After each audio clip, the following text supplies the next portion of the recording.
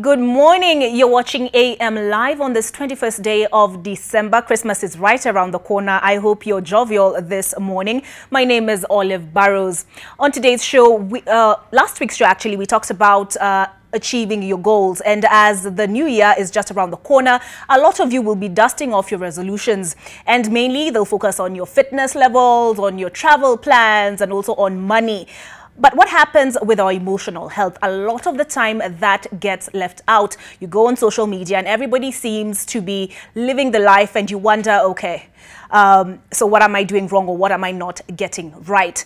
Joining me to have this conversation on emotional health and why your emotional well-being is critical both to your productivity, your leadership, and even achieving your goals is a panel of 4 people. Next to me is Dr. Susan Hinga, who's a psychiatrist by profession. She also lectures at the Kenyatta University. Next to her is Chao Tolle, who is the co-founder of Bunga, an online platform that encourages people to open up and discuss the issues that bother them, and it's a Capital FM initiative. Together with her is David Muga, who's the other founder of the online platform. Muga will also be taking us through the platform and how it works and how it helps. And last but definitely not least is Sam McKenzie, who is the general manager Bonk. She's also a lawyer by profession, and you suffer from clinical depression. And also you do work with media, I believe, also with Capital FM. I have a job. All right, okay. Thank you all for being here. I'll start with you, Sam. You started a campaign on Mchanga. What motivated it? Well, I would really sort of reach the end. I had no other options. I had been not able to work for the last 4 years, and I was the primary caregiver for me and my mother, who suffers from Parkinson's, and I just kind of had nowhere else to go, and so it was just something that I thought I would try, because I had 4 years worth of debt. I just got a new job, and yet I still couldn't make ends meet. So I wrote a letter not expecting anything, but it became so much more than a fundraising campaign, because I've been able to reach 88% of my goal from people I don't know, and also so many people have come forward and reached out to me and told me about their stories, and I haven't felt alone. I thought it would be sort of me, and you tend to expect people to be horrible on social media, but so many people are going through similar experiences. And it was very interesting to do that while being employed, because I went into my new job telling them that I had clinical depression.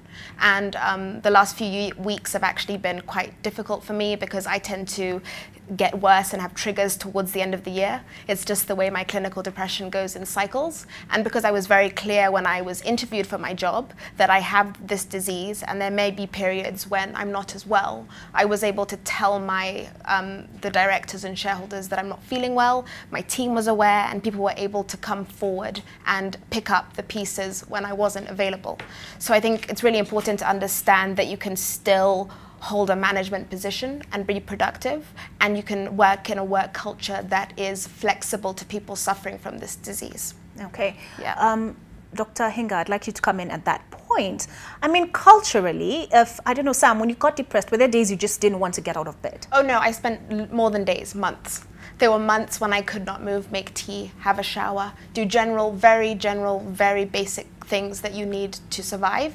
And that's why in those 4 years I could not work, because I could not get to a job, and I actually lost 2 jobs in that period. Okay, so do you feel like does a cloud come over you? What does it feel like? Did you go into it? Is it like a dark hole? I don't know. It's really, it's almost impossible to explain unless you've experienced it. But it's like nothing matters and in the world, and you have absolutely no energy. There can be sunshine outside, and you can have the most wonderful friends, people who love you, and nothing matters. Okay. Yeah. So, Dr. Hinga, what are some of the symptoms of clinical depression, like Sam has talked about? And culturally, is there stigma surrounding those mental health challenges? You know, I mean, if you're a kid and you just can't get out of bed, your parents will probably admonish you and tell you, oh, you're just being lazy. So is there a lack of understanding? There is lack of understanding, and definitely a lot of stigma surrounding any mental disorder, not just depression. And I'll start off by saying that depression is not like what you're trying to describe and say, you know, where you just feel like you're in a deep hole, or you're just feeling like you're in a bad mood and you're not able to get out of bed. there is a period in which a patient will say that I feel low for a period, and it should be not less than 2 weeks. So if you feel low in the morning and in the afternoon you're happy, I know we use the word depression very loosely. It doesn't mean that you were depressed in the morning and now you're okay in the afternoon. For clinical depression, we're talking about a low mood that's persistent for a period of more than 2 weeks. The person has difficulties sleeping, either sleeping too much or sleeping too little. They have difficulties eating. They're either eating too much or eating too little. They feel like they're unworthy. They feel guilty of things that usually they shouldn't feel guilty about. They feel they have no energy even in the morning when they should be feeling refreshed and ready to get on with their work. And what is common to all mental disorders is that they're unable to socially and occupationally function. You see, like what she's describing, she's unable to go to work because she's an employee. Her function at that time occupationally is as an employee, so you're unable to go to work. If you're a student, you're unable to go to school. So if you have any of those symptoms, and of course at the bottom of the list, which tells us it's severe, is when you have suicidal ideations and if you've attempted suicide. But those are the key symptoms that you see in depression. Yes, there's stigma. Stigma, mental illness, not just for depression. It gets better when we talk about it, which I'm happy when you have this kind of sessions, that when we talk about it and people realize that there's no one who is exempt from mental illness. It can happen to anybody, of any class, of any ethnic group, of any race. It doesn't have any barrier to say that this kind of people do not get it. Anybody can get depression. But it's important that we talk about mental disorders so that people know that they're here and that we need to support the people who have and help them. Okay. Yes. Chao, yes, you are the co-founder of the online platform Bunga. Yeah. So what motivated you to start it? So I'm on air as a radio presenter at Capital FM, and over time I noticed that my listeners were getting a little bit more stressed in how they would respond to me and what they would say and some of the language or the words they were using, and that just started off at that point. And then I had one and two, and then a third person that I literally had to talk down from wanting to commit suicide. And it was a very scary period because I am not a therapist. I did not go to school for this at all, but it was just out of empathy. And then it started becoming louder, and I would see it on social media. I started seeing it everywhere. Your antenna is up when you start to see these sort of things. And as a result, I went up to Capital FM and I said, look, guys, we cannot be quiet about this. There is a problem. For me to have to talk 3 people down, my listeners who I know and I'm friends, you kind of build like some sort of rapport.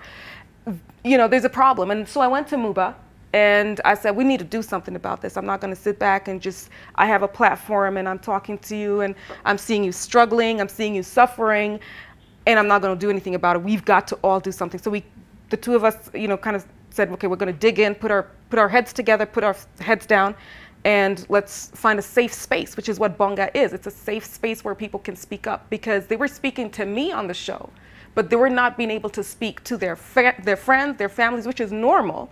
But you need to speak up. Any therapist will tell you, you need to say something so that we can see or people can know what the problem is. Not to the point where lives are being taken. It's unreal. It should not happen. Not on our watch. Yeah, it's true. I mean, we've all come across these stories of people posting, putting up posts on Facebook, for example, and saying, I'm just at the end of my tether, I'm at the end of my rope. Muba, what was it about what Chao said to you that moved you to action? For me, it was like 2 minds have come together all of a sudden with a bright idea. Why? Because immediately Chao told me about that. I was like, you know what? I've had the same exact experience, but now different, not on air, but with my departmental members, under my department. Like there was one individual who was suffering from mental health, bipolar, and who's a very big part of Bunga right now. Actually, is helping in the back end and everything, and he used to have very low days, and sometimes he comes late, sometimes he just disappears, like he's not coming to work at all. And I was like, hey, I may need to find out what's wrong with this guy. And we became friends fast, and it took a very long time, I think around 3 months or so, or maybe 4, even more, I can't remember. And he opened up, he said, you know what, may I have a disease? It's a mental illness, and please don't judge me, and please don't look at it differently. I am not sure if the insurance here covers it, and you know, it was quite some good information that he gave me, and I was like, what? This is rare. I wouldn't have said that if I was him, you know, but I was like, you know, I love that confidence, and I went to the HR, we had a chat about it, and you know, ever since that day, his health totally improved. And it was, he became open even to more members of the organization and of the department, and from there we were like, you know what, when Chao came to me, I was like, I feel like speaking is a huge part of this whole thing. And from his experience, he said like he felt like it's a burden that he had let down. And yeah, we basically created this platform to allow people to speak out. And the reason why he told me I shouldn't judge him is because I know him. I know part of his family. I know his friends and all. So I thought, you know what, let's do this anonymously. And that's how Bunga came about. Okay. Yeah. All right. Sam, what was the turning point for you? At what point did you get diagnosed, and when did the turnaround happen? So I was diagnosed officially around 4.5 years ago, and it started with a lot of the symptoms that Dr. Hinga explained, but I was also having physical manifestations of pain that couldn't be associated to anything in particular. And then a doctor suggested that I might have adrenal fatigue because I think I'd kind of burnt out. I'd been working so hard through my 20s. So I got diagnosed officially about 4.5 years ago, but I didn't go on medication right away. Luckily, my doctors tried other things, and so there's other options. You can try lifestyle changes. There can be, you know, some homeopathic remedies you can try. So I tried all of those things, but I still sort of kept it to myself because I was quite embarrassed about it. I thought it made me weak. I certainly didn't tell my employers at the time because I was worried about the ramifications of that. I think definitely if I still worked in the legal profession, I know that I would never have told my employer. I think people in traditional sectors like banking, finance, medicine are very, very worried about the repercussions for their career if they tell people about mental illnesses, because productivity is everything. You have to be always at optimum. But the real turning point came when I had nothing left. I don't have any family apart from my mother, and so I had to open up to my friends because I needed a support system. And to be fair, my support system is what has kept me alive. Because without them, I would not have eaten for weeks. I would not have gone to see a doctor. I would not have done any of the, you know, the basic things that have helped me turn around this year and be able to get back in employment and be able to be a much better functional depressive. Because for many years, it was absolutely debilitating. And you can't see a way out. And you can't even think to tell people rationally what you're going through. So the turning point was really hitting rock bottom. Okay. And luckily not committing suicide. All right, but before you got diagnosed, I read up on your post on Changa, and you said you think you suffered from it from about 16 years of age. What do you think it was when you started having these symptoms and when you realized what it was, that period in between? What did you think you were suffering from? I don't know. I think I didn't really have an idea. I just knew that every day was harder to just be at a base level of normal. So I just knew that it would take, like I spent so much time just trying to live rather than to flourish. Like that's, I think, why I feel looking back, I probably had it from 16. There were a few things happening. I was kicked out of school because my mum didn't have school fees and she was also ill at the time. And so I've always been the caregiver since I was very young. So I think just having to keep going, but then fighting to just be at normal is what makes me think with hindsight that I had it for a longer period of time. And that's why I think I was diagnosed with adrenal fatigue before I was diagnosed with depression, because what I was doing is I was relying on other stimulus to keep me going. So I would get sugar and caffeine to keep me going, and then I would try and find something else to calm me down in the evening. And it was just a cycle where basically my body was just fighting to keep going, which wasn't healthy. So I would struggle to wake up. I wouldn't sleep for years and years and years and years, and I couldn't put my finger on it. So that's why I think it was from a much younger age. But I think it's so important that what you said about depression not being an emotion, it's a disease, and it's a debilitating disease. So people use it quite flippantly. And like so you can just snap out of it. Yeah, and you absolutely, I'm telling you from someone who has tried so hard, and I do think that I'm a very hardworking person, a very resilient person, and I don't allow anybody to take that away from me. That it's certainly something that you can't just snap out of. You need help, you need support, in some cases you need medication. Okay. Dr. Hinga, Chao says she got concerned when she started getting messages from her listeners, and Muba says somebody came up to him at work, and that hadn't happened in the number of years he'd done so before, he'd worked before. Has something changed in society? Is there a greater awareness, or is there a greater need for mental and emotional support?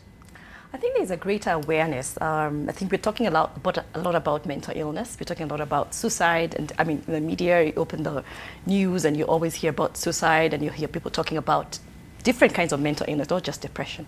I think people are getting to understand that mental illness are diseases. For a long time, I think we have focused a lot on the physical illnesses. So when it comes to something mental, people don't quite understand, because show me the test that tells me positive, I have depression.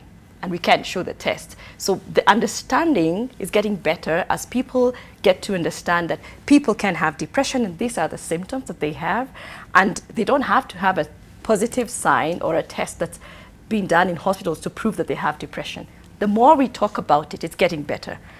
If I talk about like 10 years ago, we had fewer people who would walk up to the doctor and say, you know what, I think I'm unwell mentally. It's getting easier. People can now walk to see a psychiatrist and not start off by saying, I'm not mad. They don't have to start from there. What I'd seen for many years, that's what everybody thought, that if you came to see a psychiatrist, then you have lost it. That's it. But people are coming and saying, this is what I'm feeling, and I think there's something wrong. So it's because of what we are putting out in the media, what we are discussing. People are getting to understand that there is mental illness, and we don't have to tell our friends, you know what, snap out of it. I mean, get a life. What's wrong with you? I mean, everybody's happy. What's wrong with you? And we know that it's an illness. So it's the awareness. I would say it's the awareness that's making it better. Okay. Yes. But is there higher pressure in the society we live in today? I mean, day in, day out, you know, we keep being told, oh, economic times are going to get even harder. And also with social media, does that play a role as well? Is there greater pressure on people? Yes. Awareness and what social media does is can be positive and negative. It can be positive because it can bring out, this is mental illness and this is what you can see, and make a choice that your friend or your relative has mental illness and help them seek help. That's a positive side that we have of social media. But we have the flip side where information gets out, but it's not helpful to people. It puts people down, or the pressure that you're saying, pressure at work. People have to perform. So if you say you have a mental disorder and your boss expects performance, then you're likely not to keep on with your job. So there's pressure, yes, to perform. Economic times, I mean, times have changed. People need more money. You need to keep your job because there are not very many jobs available. If you lose your job today, are you sure you can get another job tomorrow? So there is pressure. There's even pressure from school. I've seen students tell me that it's not the way it was like 10 years ago. School was probably easier. It gets harder every other time, and there's pressure from parents. You have to perform. There are fewer schools that you have to go to, and I want you to go to this national school, and I want you to go to do this and this career. So the pressure is there. So the pressure is more, but on the other hand, the information is also more. Okay. Yes. Chao, what has the reception to Bunga been? In general? Yeah, so initially I think people didn't understand what it was. What do you mean Bunga? What do you need to speak up?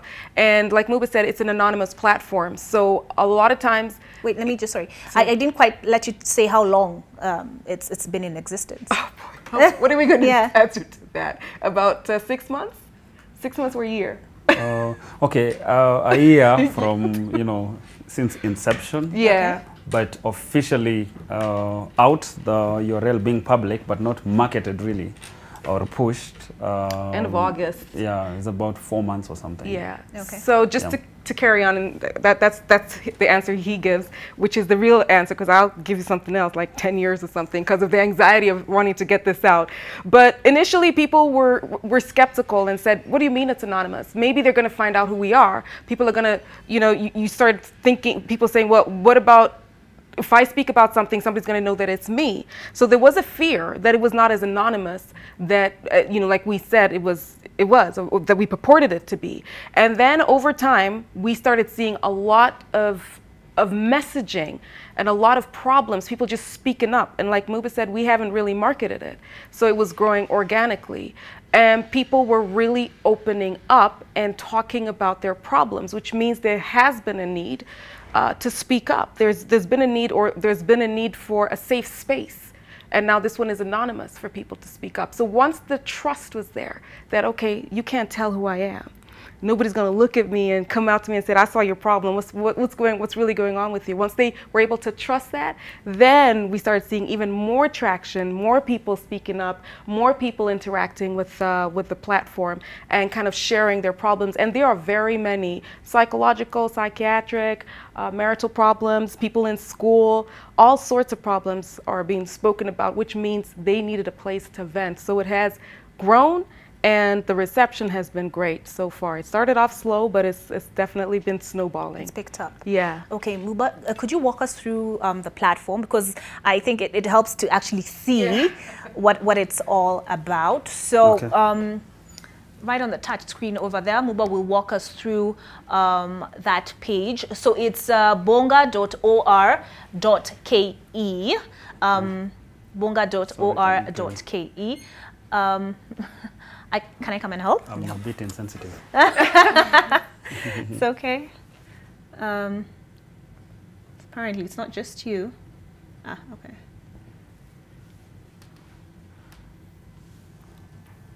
See what to do. It's a good thing. This is real.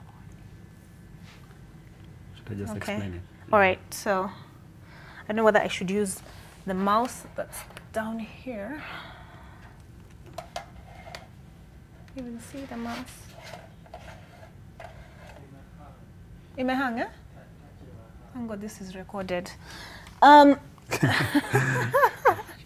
Maybe my thigh will do it. Let me see. No. Yeah. Let me just explain it through it. From where I'm seated, or? From where you're seated? Oh, here. It's not. It's not working. I don't know why. Sawa. Damn it!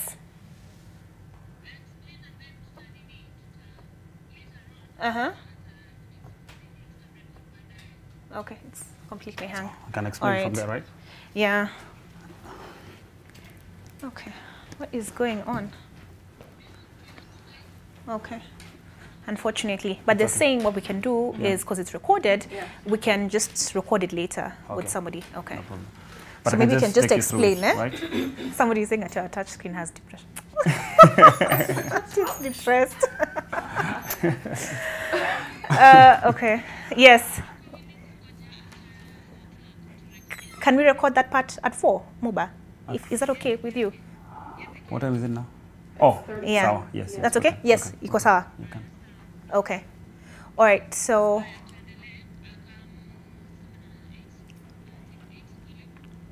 All right, so that's how that particular platform works.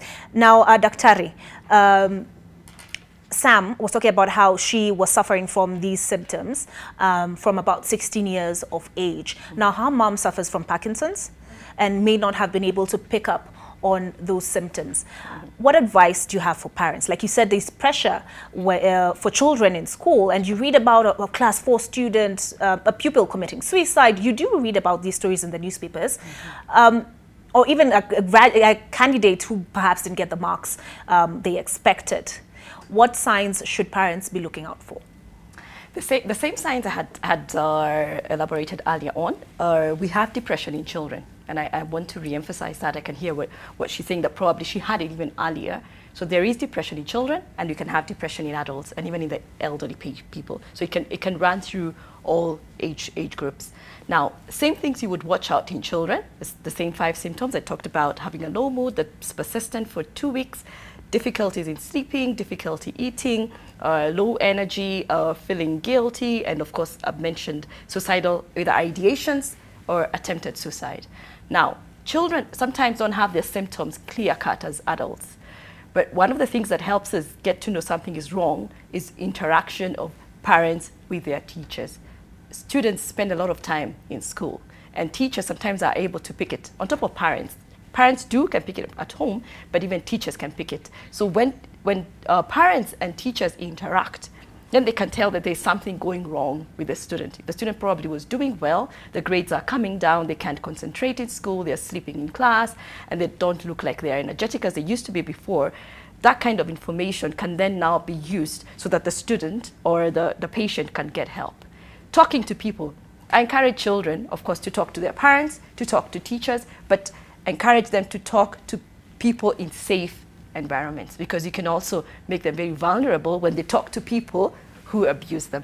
So when students talk to teachers, they talk to parents, and they talk to probably other adults who they're sure will be able to help them and pass on this information and for them to get help, then we can help children. So we have depression in children, and let's not ignore that. Let parents have their antennas up. Let them look out for these symptoms I've talked about, and let them help their children seek help. If they think it's something they can't handle, take them to see a doctor, and let the doctor then refer them on to whichever other specialty they need to see. Okay. Yes. So are some of these conditions acquired, or are we, because there's like something like bipolar, I don't think that's something you can control. Yes. Mental disorders, almost all of them have a genetic predisposition. We know that they tend to run in families, some more than others. The percentages are different with different conditions. But we do know that if you have a relative who has a certain condition, then we'll watch out that people in that generation or the generations that come after may have a mental disorder. But however, I prefer that we don't dwell so much on the non-modifiable factors that make people develop mental illness. Because sometimes you can't change where you're born, you can't change where you found yourself in that family. So that's, genetic issues are non-modifiable. We do know they're there and they play a role. I think where we need to re-emphasize are the modifiable factors. How can we regulate so that people are not getting stressed, extremely stressed, and they're unable to cope, so that they break down and then they end up with a mental disorder? Yes, people can have the predisposition, but what is it that tips them over to actually develop mental illness? I think we need to dwell more on the modifiable factors.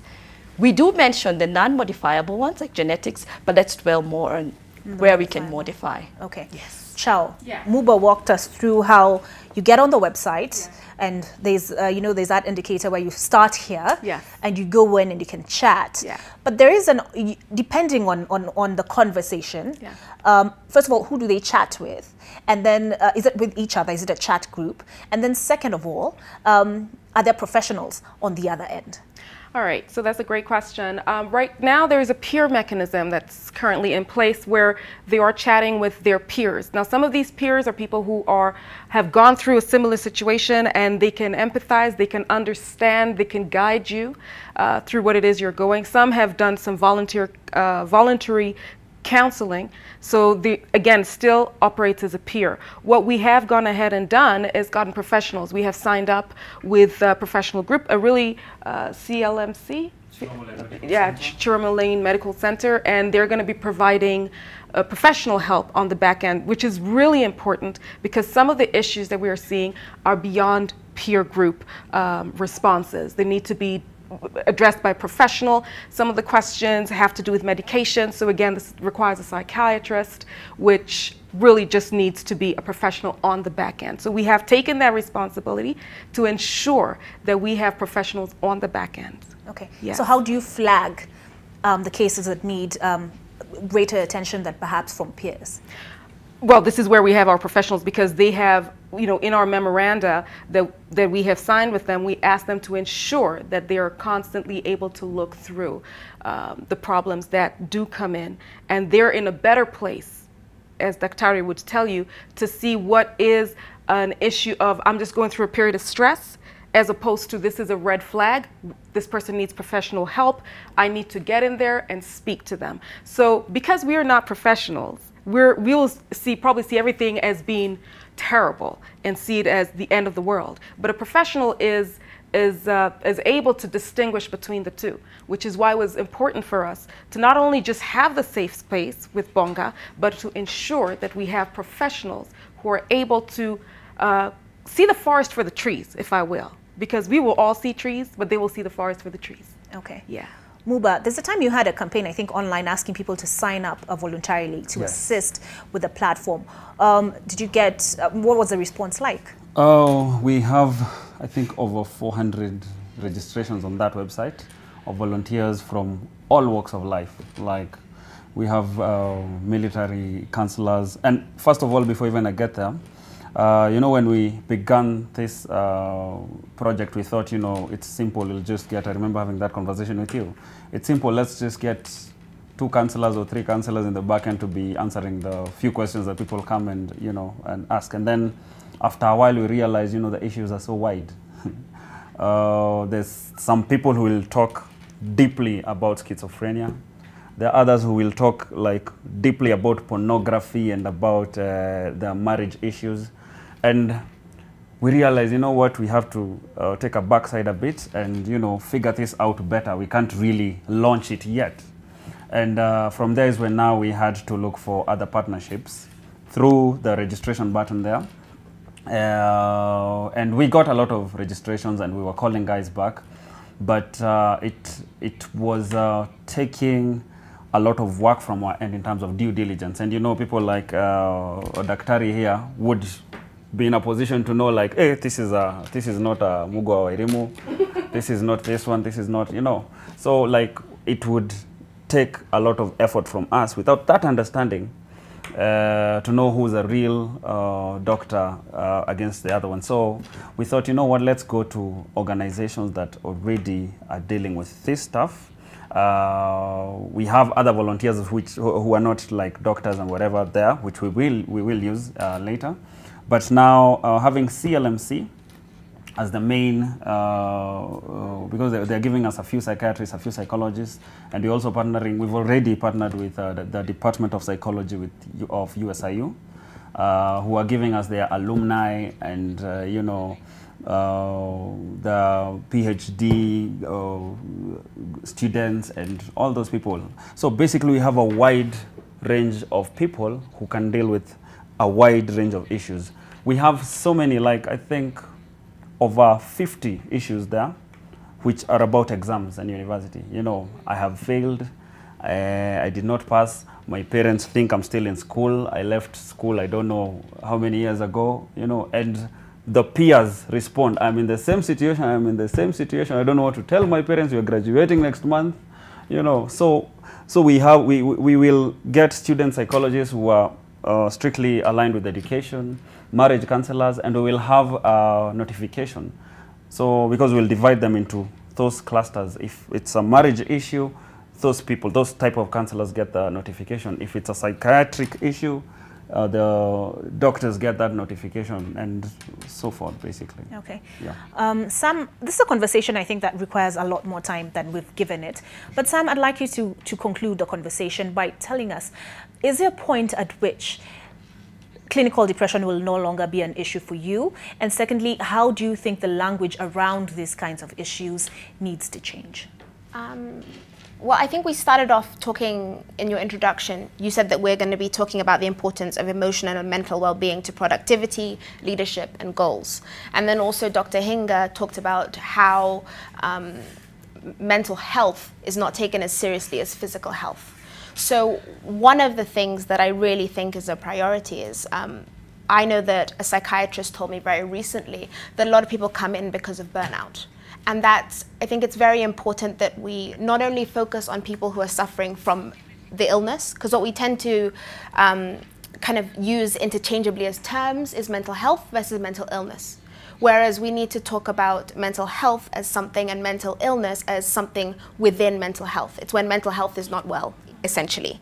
So, I mean, in terms of my own personal battle with depression, I'm not thinking of an end date. I'm just thinking of trying to live my life and try and find out my triggers better. So in October, we started to make a plan with my psychologist about how I would handle Christmas, trying to make plans around that because I know that I tend to get unwell around that time.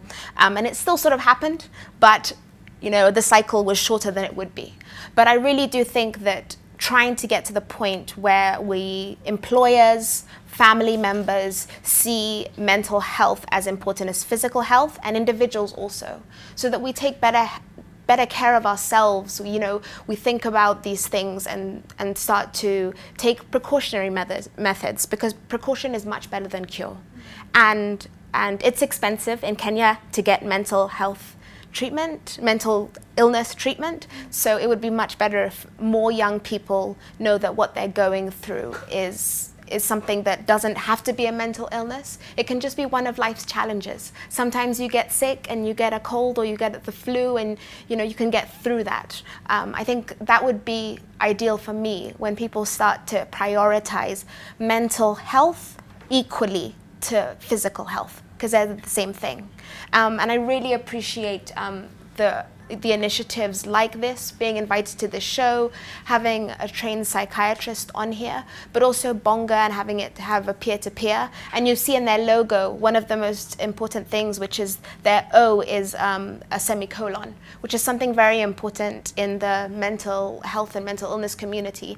And many people have got it as tattoos or necklaces or bracelets, which means that you've found that you are struggling, but you've decided to carry on.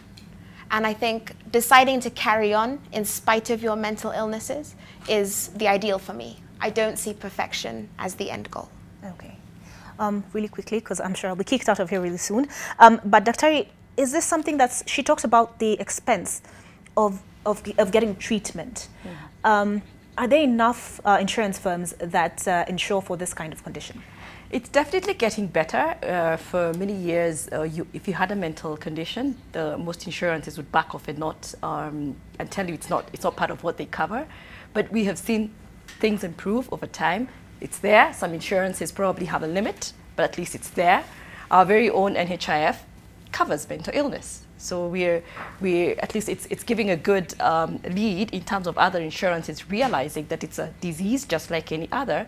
So we'll keep pushing. We're still pushing them through the Kenya Psychiatric Association and talking about these things, even with insurances, that they need to realize that it's a disease and these patients also need to be treated. But it's getting better. All right.